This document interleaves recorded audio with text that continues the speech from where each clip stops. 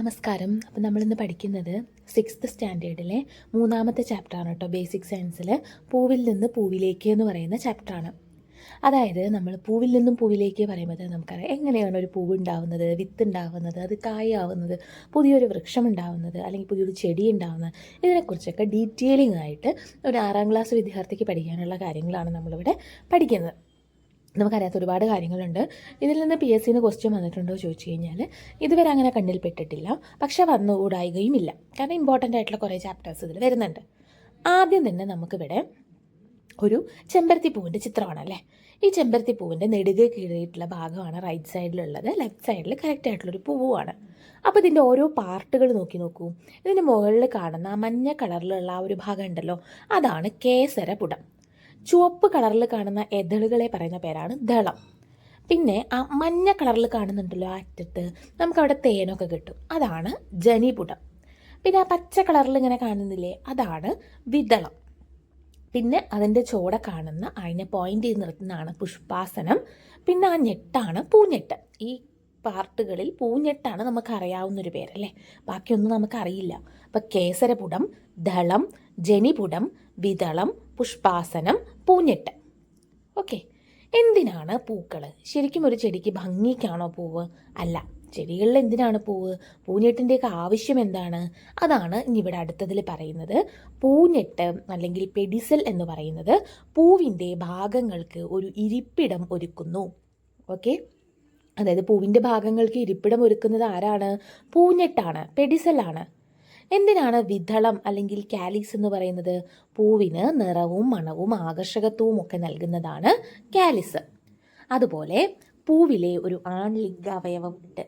അതായത് പരാഗിയും തന്തുകവും ഒക്കെ ചേർന്ന ഒരു ആൺലിംഗാവയവമാണ് കേസരപുടം അഥവാ ആൻഡ്രേഷ്യം. ഇത് ഈ പരാഗിയും തന്തുകവും എന്താന്ന് നമ്മൾ കുറച്ചും കൂടെ താഴോട്ട് പോകുമ്പോൾ നോക്കും. ഇനി എന്താണ് ജനിപുടം അല്ലെങ്കിൽ ഗൈനീഷ്യം എന്ന് പറയുന്നത്? അതിൻ്റെ മുന്നേ നമ്മളിപ്പോൾ പറഞ്ഞു പൂഞ്ഞെട്ട് എന്താണ്, വിദളം എന്താണ്, ഇതെല്ലാം നമ്മൾ നോക്കി. ജനിപുടം എന്താ നോക്കി, കേസരപുടം എന്താ നോക്കി. ജനിപുടം എന്ന് പറയുന്നത് പൂവിലെ പെൺലിംഗാവയവമാണ്.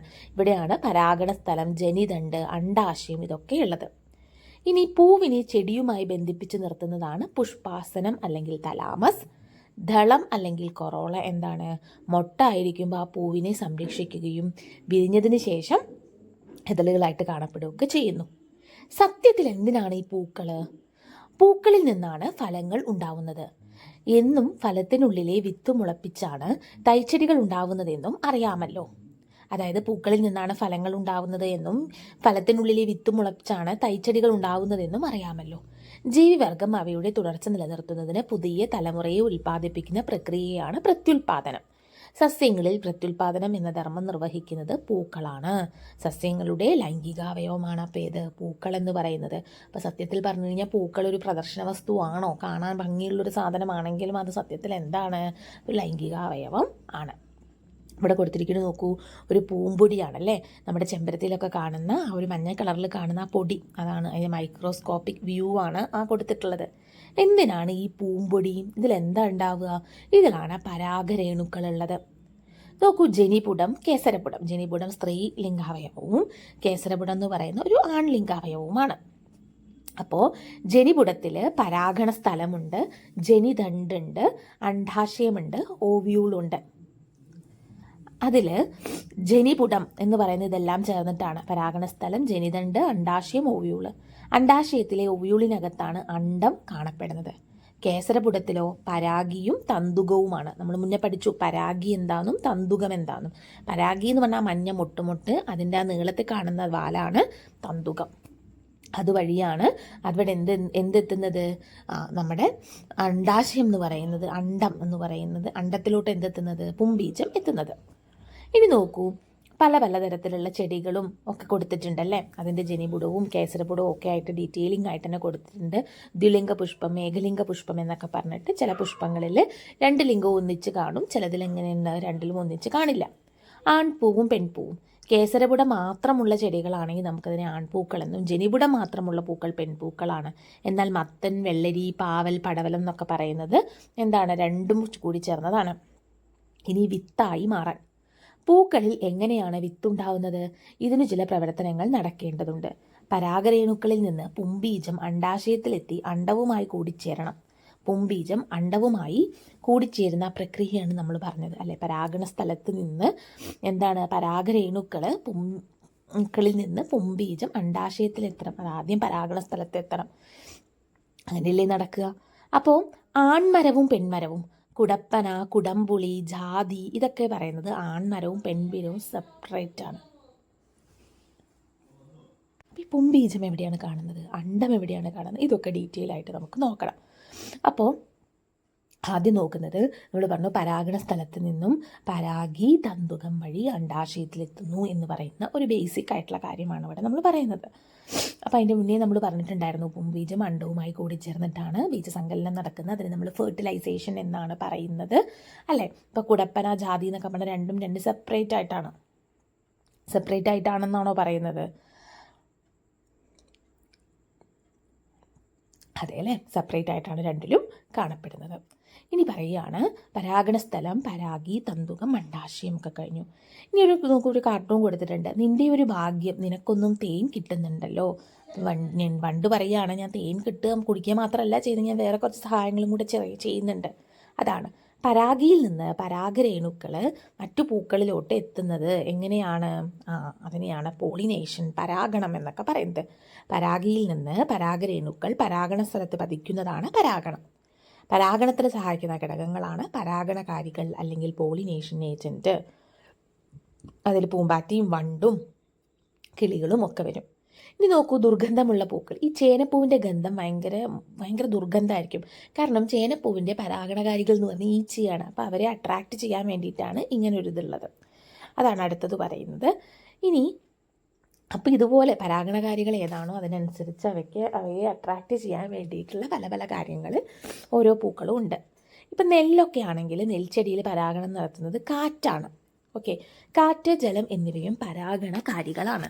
നെല്ല്, ഗോതമ്പ്, ചോളം, കരിമ്പ് എന്നിവയിൽ പരാഗണം നടക്കുന്നത് കാറ്റുവഴിയാണ്. കുരുമുളക് ചെടിയിൽ ജലമാണ് എന്തായിട്ടുള്ളത്, പരാഗണകാരിയായിട്ടുള്ളത്. ജലം മീൻസ് മഞ്ഞുതുള്ളിയാണ് പരാഗണകാരിയായിട്ടുള്ളത്. അപ്പോൾ ഈ കുരുമുളകിലൊക്കെ പരാഗണം നടക്കുന്നത് തണുപ്പ് കാലത്തായിരിക്കും അല്ലേ, കൂടുതലായിട്ടും ആ കാര്യമാണ്. അതുപോലെ നടക്കുന്നതാണ് കൃത്രിമ പരാഗണം അല്ലെങ്കിൽ ആർട്ടിഫിഷ്യൽ പോളിനേഷൻ. മികച്ച വിത്തിനങ്ങൾ ഉണ്ടാക്കിയെടുക്കുന്നതിന് ഗുണമേന്മയുള്ള ചെടിയിൽ നിന്ന് പരാഗരേണുക്കൾ ശേഖരിച്ച് മറ്റൊരു പൂവിൻ്റെ പരാഗണ സ്ഥലത്ത് വിതറാറുണ്ട്. ഇതാണ് കൃത്രിമ പരാഗണം. ഇപ്പോൾ മെക്സിക്കൻ കാടുകളിൽ വളരുന്ന വാനിലയിൽ പരാഗണം നടത്തുന്ന മെലിപ്പോണ എന്ന് പറയുന്ന ഒരുതരം ഈച്ചയാണ്. അപ്പോൾ അതിന് ഇവിടെ കൊണ്ടുവന്നിട്ടാണ് ആർട്ടിഫിഷ്യൽ പരാഗണമാണ് നമ്മളിവിടെ നടത്തുന്നത്. അങ്ങനെയാണ് നമ്മുടെ ഇവിടെ എന്തുണ്ടാവുന്ന വാനില നമുക്ക് കൃഷി ചെയ്യാൻ സാധിക്കുന്നത്. ഇനി അതുപോലെ തന്നെ സ്വപരാഗണം, അതുപോലെ തന്നെ പരപരാഗണം ഉണ്ട്. ഒരു മരത്തിലുള്ള അല്ലെങ്കിൽ ഒരു ചെടിയിലുള്ള രണ്ട് പൂക്കൾ തമ്മിൽ പരാഗണം നടത്തുന്നത് സ്വപരാഗണമാണ്. എന്നാൽ രണ്ട് ചെടികളിലെ പൂക്കൾ തമ്മിൽ പരാഗണം നടത്തുന്നതാണ് പരപരാഗണം ആണ്. ഇനി പരാഗണത്തിന് ശേഷം പുംബീജം അണ്ഡാശയത്തിലെത്തി അണ്ഡവുമായി ചേരുകയും ഫലമുണ്ടാകുകയും ചെയ്യുന്നു. ഈ ഘട്ടത്തിലാണ് ആ ഇതളുകളൊക്കെ എന്ത് ചെയ്യുന്നു, കൊഴിഞ്ഞു പോകുന്നത്. ഇനി മെയിനായിട്ട് നമ്മൾ നോക്കുന്നത് ഓവ്യൂളും അണ്ഡാശയവുമാണ്. ഒവ്യൂൾ വിത്തായിട്ടും അണ്ഡാശയം ഫലമായിട്ടും മാറുന്നു എന്ന് പറയുന്നതാണ് അടുത്തത്. ഇപ്പോൾ കുമ്പളപ്പൂവ് കണ്ടോ, അതിൻ്റെ ഒവ്യൂൾ എന്താണ്, വിത്താണ്, അണ്ഡാശയമാണ് കുമ്പളമായിട്ട് മാറുന്നത്. അപ്പോൾ ഇതിൻ്റെ ഡീറ്റെയിലിംഗ് ആയിട്ട് നമുക്ക് കാണിച്ചു തരുന്ന ഒരു ചിത്രമുണ്ട്. അത് ഒരു എന്താ പറയുക, മാമ്പഴത്തിൻ്റെ ചിത്രമാണ്. ആ മാമ്പഴത്തിൽ നോക്കുമ്പോൾ നമുക്ക് കറക്റ്റായിട്ട് മനസ്സിലാവും ഏതാണോ ഒവ്യൂൾ, ഏതാണ് അണ്ഡാശയം എന്ന് പറയുന്നത്. ഓക്കെ, ഒരു മാമ്പൂ നോക്കി നോക്കൂ, അണ്ഡാശയവും ഓവ്യൂള്. ഇതിലത്തെ ആ അണ്ഡാശയമാണ് എന്താവുന്നത്, ഫലമാവുന്നത്. ഓവ്യൂള് എന്താണ്, വിത്തായിട്ട് മാറുകയാണ് ചെയ്യുന്നത്. അതുതന്നെയാണ് കുമ്പളത്തിലും സംഭവിക്കുന്നത്. ഓക്കെ, ഫലമാകുന്നത് ഏതാണ്, അണ്ഡാശയമാണ്. ഓവ്യൂൾ എന്താവുന്നു, വിത്തായിട്ടാണ് മാറുന്നത്. ക്ലിയർ അല്ലേ? ഇനി അതിനൊക്കെ ശേഷം ഒരു ഫലം മാത്രം.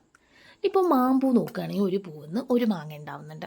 അതുപോലെ തക്കാളി എടുത്താൽ ഇന്നൊരു പൂവിന്ന് ഒരു ഫലം ഉണ്ടാവുന്നു. മുളകെടുത്താൽ ഒരു ഫലം ഉണ്ടാവുന്നു. എന്നാൽ അതേസമയം നമ്മളിപ്പോൾ അതാണ് പറയുന്നത്, ഇതിലൊക്കെ തന്നെ ഒരു പൂവിൽ നിന്ന് ഒരു ഫലം മാത്രമാണ് ഉണ്ടാകുന്നത്. ഇത്തരം ഫലങ്ങളാണ് ലഘുഫലങ്ങൾ അല്ലെങ്കിൽ സിമ്പിൾ ഫ്രൂട്ട്.